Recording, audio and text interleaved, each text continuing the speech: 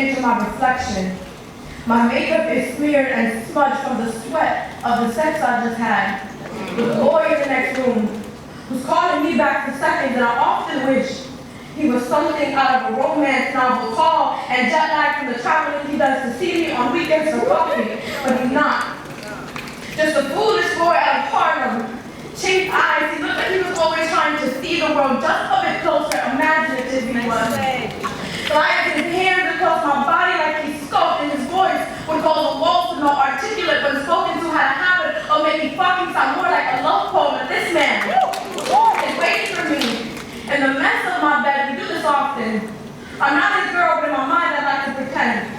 I often like to leave him when he calls me baby. Secretly means I'll be his wife to the day at least. I like to feel like he's mine, although I clearly know I'm sharing. He had a habit of igniting fire. He did not put out properly, but say I say. Because behind closed doors that didn't matter.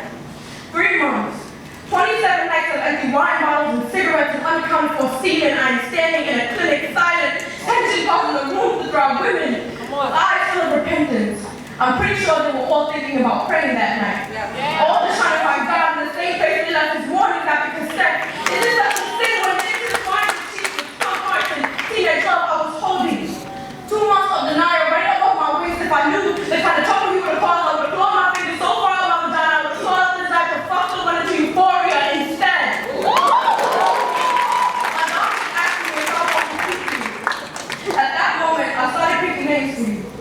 In the garden of my mind, if you were a boy, I would have named you Noah. Come on, baby. And I know I didn't look into the Bible as often as I'd like to, but I know he did great things, and you would have too for a girl.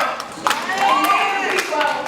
Something of a flower, because flowers often have the strength to grow out of pavement. You would have been great like that. I started picking the names of the flowers I would bring to your funeral.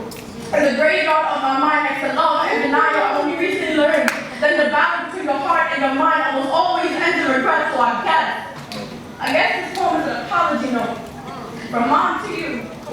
This is how me and your father met, and this is why I couldn't keep you after 3 months and 27 nights of trying to love a man properly. He left me with you. I only wish I could have given you 7 more months so you could prove to me that even through the ugly of sin can birth something so holy.